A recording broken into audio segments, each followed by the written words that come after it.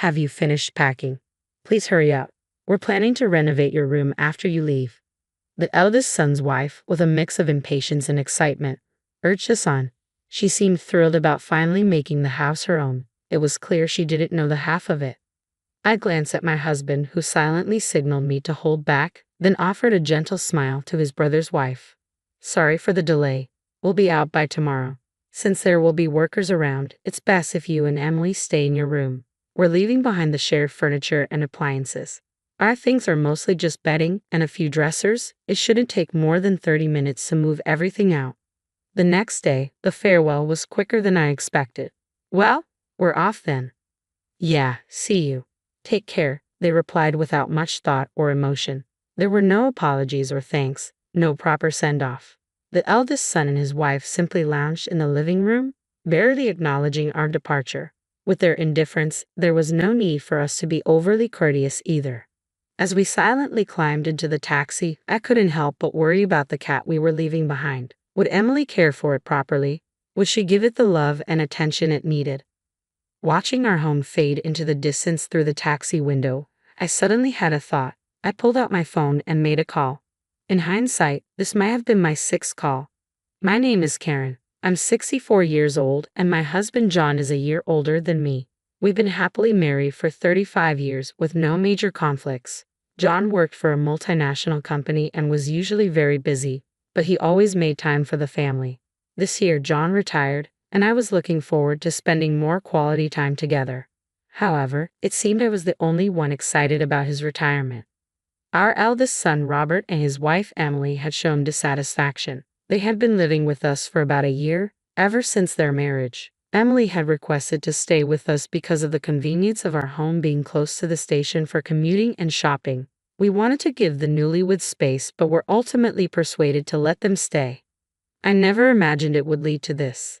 2 months after John retired, I returned from shopping to hear John's angry voice from the living room. He was scolding Robert, who was slouched on the sofa. It was rare for my usually calm husband to be so furious. What's going on? I asked. John sighed deeply. Robert was rummaging through my bag and took money from my wallet. What? I was stunned. He's been short on cash after losing big at the Kentucky Derby recently. John grabbed a few bills from Robert's hand. It was definitely John's wallet, one I had given him for our 25th wedding anniversary. The presence of the wallet and the money in Robert's hand was undeniable proof. Robert, I thought you quit gambling. You promised never to do it again after that big loss. Why? Robert didn't reply. He continued watching TV, indifferent to the reprimand.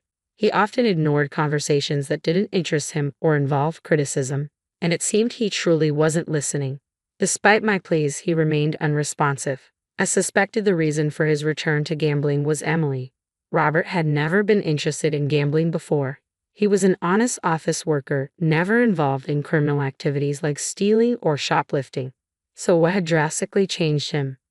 I would undoubtedly say that meeting Emily had a significant impact on Robert. Emily was lively and energetic, and when they were introduced, I hoped she would bring out the best in my introverted son. However, I was unaware of her true nature at that time. I didn't realize she was an avid gambler with a reckless approach to money. Your mother is speaking to you. How about acknowledging her instead of just sitting there? John's frustration was palpable as he turned off the TV.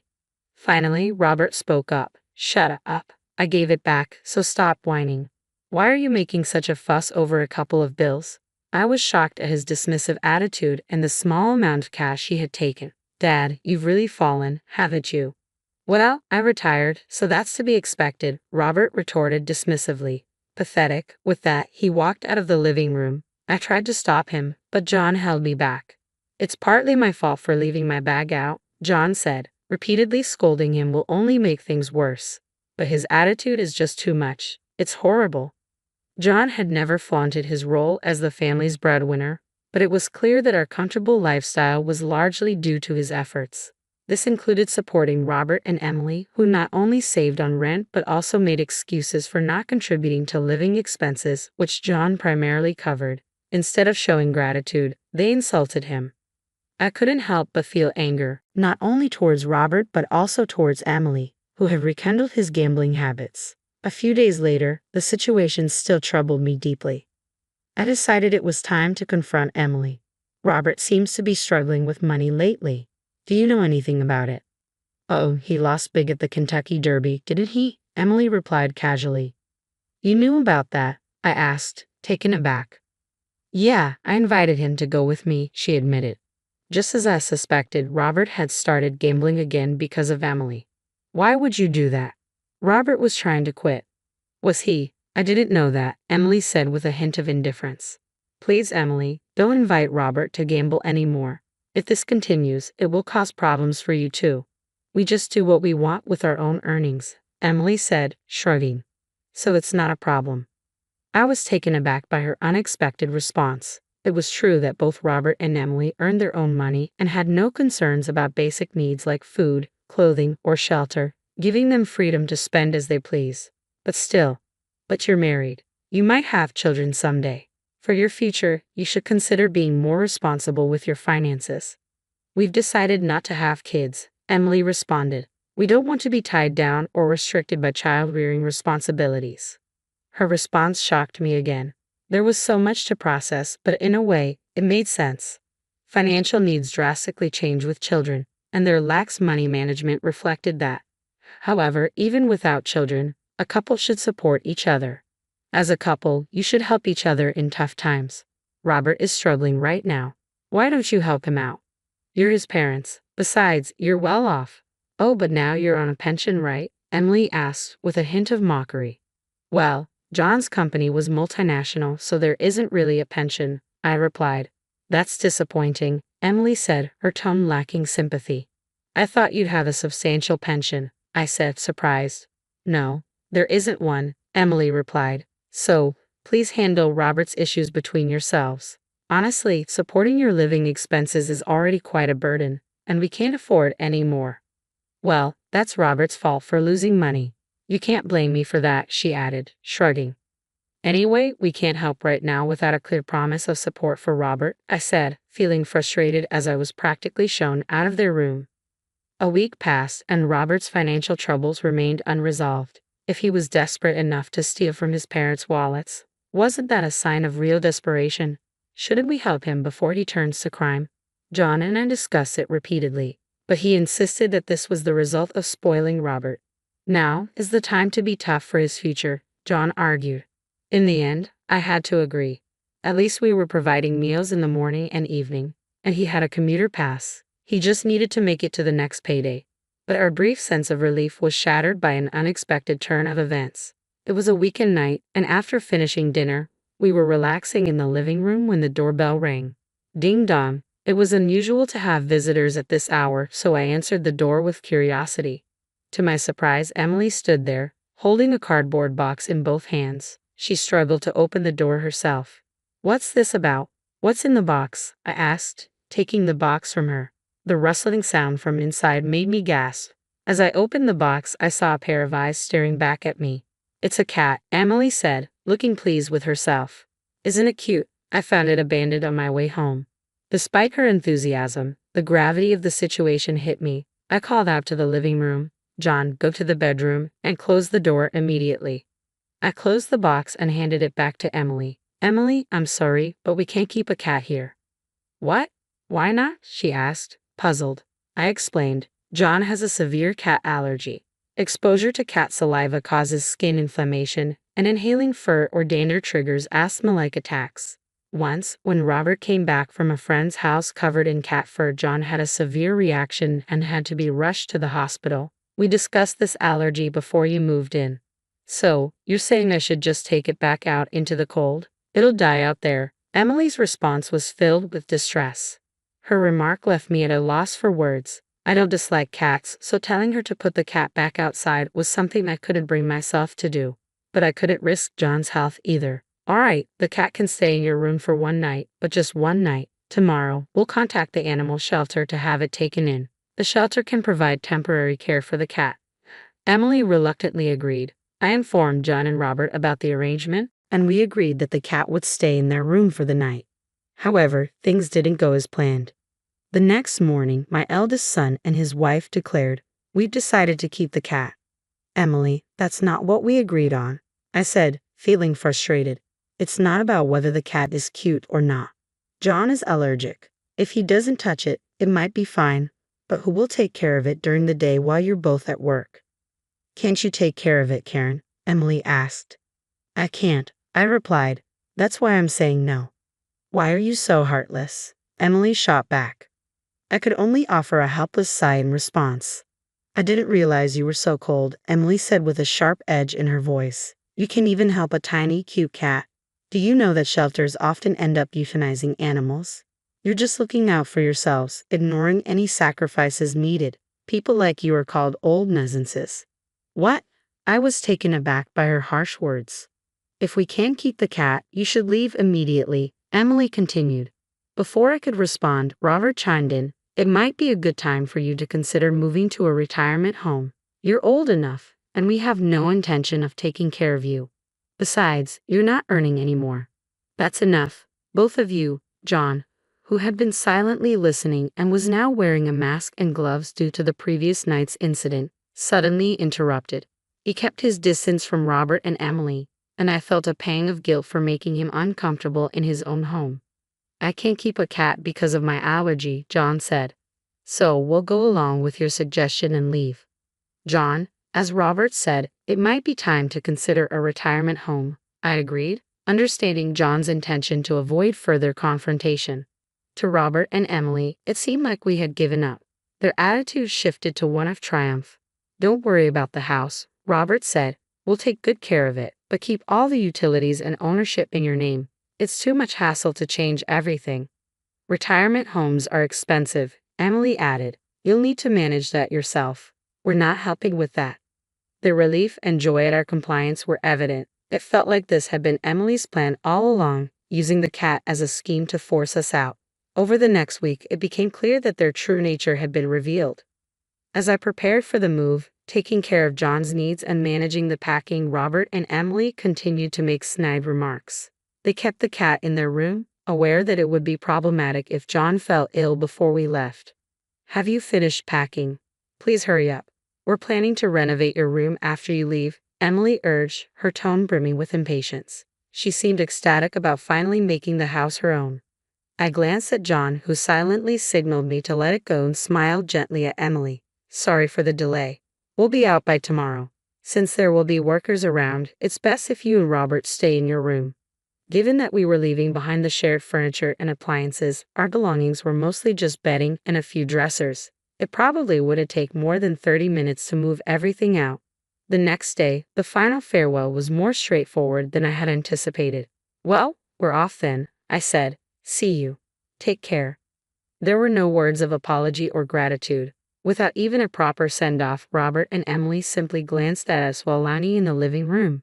Given their attitude, there was no need for us to be overly courteous. As we silently got into the taxi, I couldn't help but think about the cat they were leaving behind. Would Emily be able to take care of it properly? Would she provide the love and care it needed? As I watched our home fade into the distance through the taxi window, these thoughts weighed heavily on me. I had a sudden thought and pulled out my phone to call someone. In hindsight, it might have been my 6th call since we moved. Adjusting to life after the move had been a bit unsettling, but it was mostly comfortable.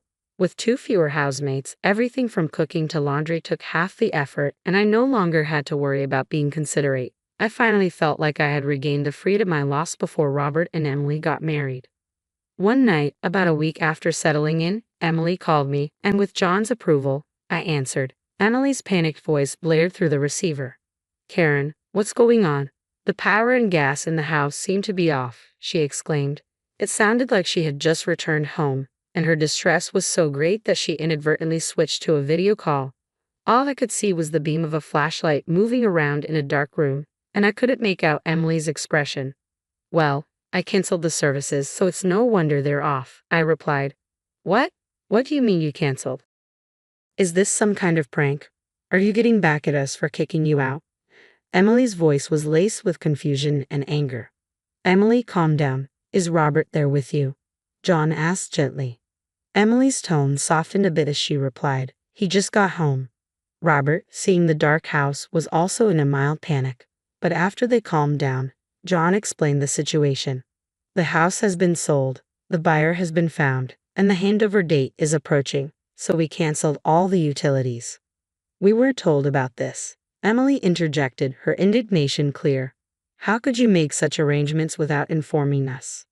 I felt exasperated. I informed Robert about everything, the sale, the handover date, and the progress along the way. Clearly, Robert hadn't communicated any of this to you, or perhaps he didn't even remember hearing it. Given all the meetings with real estate agents and potential buyers over the past few months, the house had been quite busy. Robert and Emily were rarely home during the day, so they must have missed all the notifications. They had plenty of chances to notice, but they missed them all. I assumed you would move out right after us. Hadn't you started packing? I asked. I asked innocently, and immediately Robert and Emily began arguing. It's your fault. I didn't know. I was deceived. Watching them bicker in the dark, illuminated only by a flashlight, was oddly amusing. But once their arguments subsided, they directed their anger back at us. Even so, moving forward without your housemate's consent is too much, Emily said, her frustration evident. I don't remember agreeing to this. Oh, but I did get a response from you, I replied. I asked if it was okay to sell the house, and you said yeah, sure. Robert's response had been half-hearted, delivered while he was engrossed in watching TV, but it was still an answer. It's his fault for not paying attention, I added. Robert, momentarily speechless, then shouted defiantly, fine. What should we do now? What do you mean, what should we do? Where are we supposed to live now? You must have arranged something for us, right? Robert demanded. John replied in a puzzled tone. Why would we arrange a place for you? We've already sold the house. You were planning to move out anyway, so we're not to blame. And since you decided to sell the house, you should consider the impact on us. Well, rental properties usually pay relocation fees, Robert argued. So give us some money. You made a lot from the sale, didn't you? A rental house, I retorted. In that case, before paying any relocation fees, you should cover the rent for the time you stayed in the house and the living expenses we've covered for you. Adding it all up, it comes to about $10,000. Can you pay that now? Robert and Emily fell silent. Given Robert's financial troubles, they likely couldn't afford it. Realizing they were at a disadvantage, Robert tried to appease us. Right, we should pay you first, but we're a bit short right now. How about we live together again? Yes, please tell us where you moved. We'll join you there. They hadn't cared about our new place when we left. I dismissed their plea. That's impossible. We can't live with a cat. Wasn't that the reason you kicked us out? We'll get rid of the cat. Just let us stay, Emily pleaded. Their selfishness was evident. It was clear to me that the cat was merely a tool to drive us out. Their words about ignoring sacrifices for comfort were turned back on them. Do you know what? You're right. You called us old nuisances, but it's you who are willing to sacrifice anything for your convenience. Emily was left speechless, tears streaming down her face. John and I no longer felt any obligation to be swayed by her tears. We've moved into a senior living community, as you suggested. It's very comfortable, and we're happy here. We can't have you join us. Don't worry about us. We'll be fine, I said, ending the call. All we heard were their sobs. They never apologized, and soon, Robert and Emily left the house. Without savings, they both declared bankruptcy and now live in public housing. We learned this from Sarah, our friendly neighbor, when we returned to clean the house. According to Sarah, Robert and Emily struggled to pack their belongings in a house without electricity and left the cat behind. Thankfully, Sarah agreed to keep an eye on the cat and ended up adopting it herself. Surprisingly, Robert and Emily didn't divorce. Perhaps they're well matched. They might be hoping for John's inheritance, but since we've chosen a high-cost senior community, there won't be much left. John and I have finally achieved a truly peaceful life together. The community offers many amenities, including a gym, karaoke, and hot springs. We enjoy 3 freshly prepared meals a day and have the freedom to go out or travel as we please. Best of all, we've made many new friends here. We plan to savor this new phase of our lives, cherishing our time and new friendships.